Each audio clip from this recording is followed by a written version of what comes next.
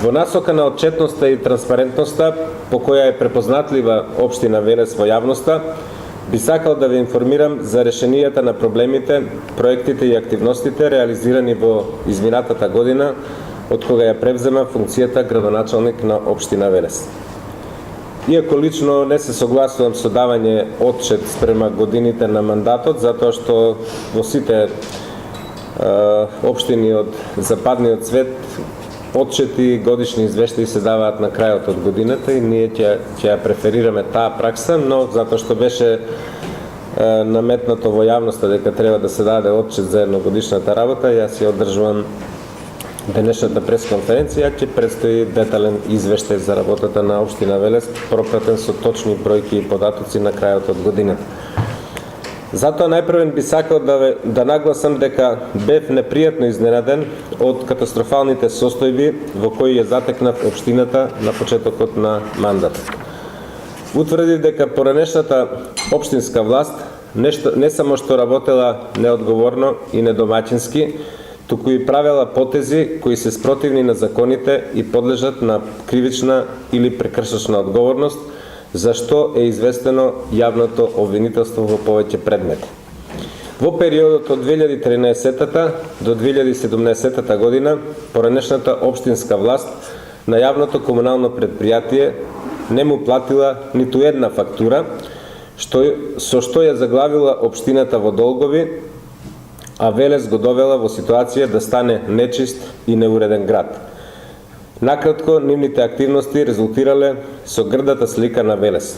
Ова од нас бара многу повеќе напори и енергија за да ги нормализираме состојбите. Наместо да трошиме време на нови проекти, ние моравме со месеци да работиме на враќање на долговите, за да може општината да застане на здрави нозе и да ја градиме и развиваме така како што треба. За жал, на почетокот на мандатот најдов на тотален медиумски мрак со чест на исклучици, уништени локални медиуми без информативна програма.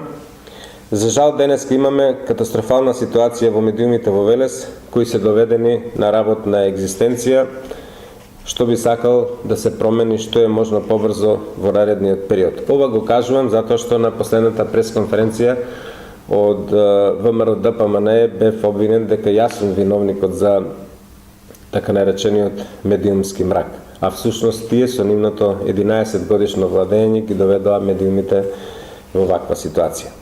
Како градоначалник, огорчен сум од степенот на партизација и поларизација во општината, поделена на два табори. Верувајте дека кон Европа не можеме да се движиме со толкава партизација и конфликт.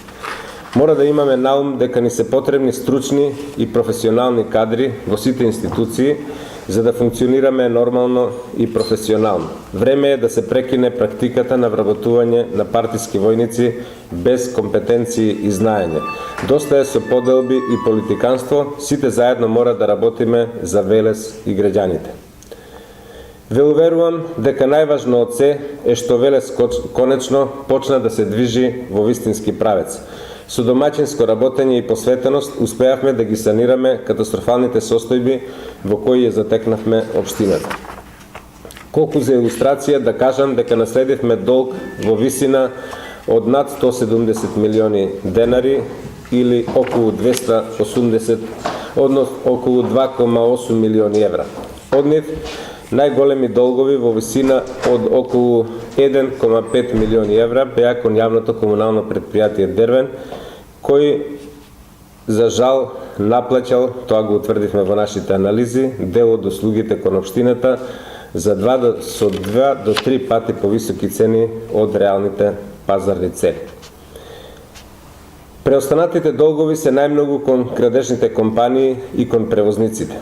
Можам да ви известам дека веднаш преземав итни мерки за штедење, честно и домаќинско работење со цел да се вратат долговите и општината да се оспособи за нормално функционирање, и тоа преку кратење на несуштинските трошоци, кратење на трошоците за репрезентација, патни и дневни трошоци, кратење на средствата одобрени за активности на надворешните партнери на општината. До денес вратени се сите долгови на име обврски кон добавувачите, Точната вредност не можам да ви ја кажам, тоа ќе биде утврдено на крајот од годината со завршната сметка. На јавното комунално предпријатие Дербен вратени му се точно 24.735.718 денари или околу 400.000 евра. Оваа состојба потврдува дека успеавме за кратко време да покриеме голем дел од долговите на општината, што ни дава можност да се посветиме на проектите во наредниот период. Времето, за жал, не ми дозволува да ги соопштам сите проекти од сите области на надлежност кои успеавме да ги реализираме и кои почнавме да ги работиме во изминатиот период и се уште се во тек. Сите тие информации во најкраток рок ќе бидат објавени во годишниот извештај на општината и детално ќе можете да ги видите сите резултати, се разбира, по области. Во оваа прилика ќе ви кажам дека во областа на комуналната инфраструктура од моето стапување на функцијата издадени се вкупно 312 работни налози за проекти и активности, од кои 250 се реализирани, а останатите се уште се во тек. Како најзначајни и во финансиски и во технички аспект би ги издвоил проектот за изградба на надпатник за поврзување на населеното место Башино село со селските гробишта во вредност од 5.300.000 денари, кој беше злоупотребуван во текот на изборната кампања на локалните избори. Потоа проектот за реконструкција на улица Самоборска со проширување во должина од 160 метри во вредност од околу 3 милиони денари. Овој проект е од големо значење, особено за корисниците на здравствените услуги, затоа што проширувањето на овој пат го олеснува пристапот до Велешката болница. Асфалтирани се улици на езерото Младост во градот и во Горно Оризари, а поплочени, бетонирани и тампоринari се повеќе улици во градот и во селските населени места. Направени се значајни инвестиции во училишните објекти, каде предничи проектот за обнова на кровот над машинската работилница во средното стручно училиште Коле Неделковски. Од големо значење за граѓаните е новото сообраќајно решение кај Банини, со што во голема мера е решено одвивањето на сообраќајот, а во наредниот период ќе следуваат повеќе нови сообраќајни решенија во различни делови од градот, со што значително ќе го подобриме одвивањето на сообраќајот. Проектите и плановите кои се многу значајни за наредниот период на кои работиме интензивно и стратешки и конкретно се реконструкцијата на градскиот пазар, изградба на нова зграда на градска библиотека, потоа разрешување на дилемите околу офицерскиот дом и градскиот базен, за кој разговараме да биде и затворен и отворен, потоа изградба на ободен канал за прифаќање на атмосферските води од високите зони од градот. Потоа работиме на нови решенија за повеќе паркинзи и јавни површини во градот, а се разбира се посветуваме и на обезбедување на повеќе места за прифаќање на дечиња во детските градинки со пренамена на зградата на поранешното училиште Джинот во детска градинка. Работиме на гасификација на Велес и решенијата за паркирање преку двете нови јавни предпријатија Велес Газ и Велес Паркинг. Овие проекти ќе донесат големи придобивки за Велес и за бизнес заедницата.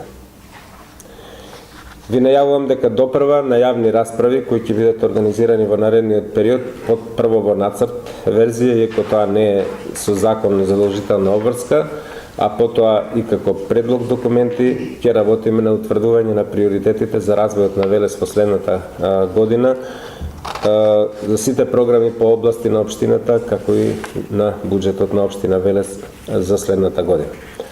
Во тек е изработка на проект за колекторски систем со пречистителна станица во вредност околу 24 милиони евра. Ова е досега најскапиот проект што очекуваме да биде реализиран во Велес. Физибилити студијата е завршена и во тек е изработката на основниот проект за да може преку ИПА-2 да биде реализиран во наредниот период. Сакам да ви известам дека сме известени дека општина Велес ја помина првата фаза на одобрување од Светска банка на проектот Смарт езеро Младост, вреден точно 1.070.000 евра, кој ќе го претвори езерото Младост во една од најатрактивните транзитни туристички дестинации во Република Македонија и во регионот. Очекувам наскоро да добиеме позитивна вест за нашата апликација.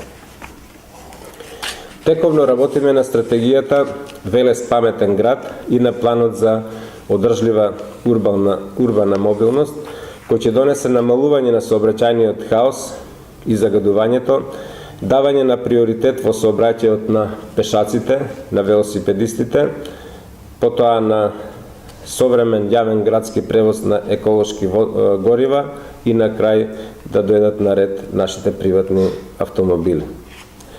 Реализиравме голем број проекти во сферата на социјалната заштита, образованието, културата. Успешно реализиравме културни манифестации и настани како неодамнешниот фестивал на Пити и вино и покажавме дека со многу поскромни финансиски средства може да се постигнат врвни резултати, па дури и да се наметнат нови стандарди во Македонија со поддршка на македонската музика и изведувачи. Во овој контекст би сакал да упатам апел се извинувам. Пред тоа би сакал да го кажам следното, дека сум горд што оваа година рациновите средби беа организирани на високо професионално и уметничко ниво, што фестивалот на античка драма Стоби го вративме таму каде што му прилега, во археолошкиот локалитет Стоби, како и другите културни манифестации. Започнавме процес на рационализација во образованието, кој е доста контраверзен и непопуларен, но длабоко сум убеден дека е исправен и дека ќе го следат сите општини во Република Македонија во наредниот период, со спојување на основните училишта Благој Кирков и Джинот во ново училиште, нов правен субјект кој ќе се вика Панко Брашнаров. Ги поправивме топловодните системи во училиштата и работиме на создавање на ефективно и ефикасно образование во Велес.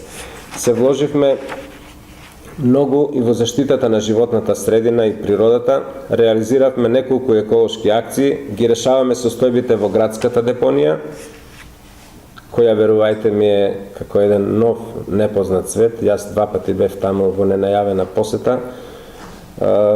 Тоа се сцени како во хорор филмовите.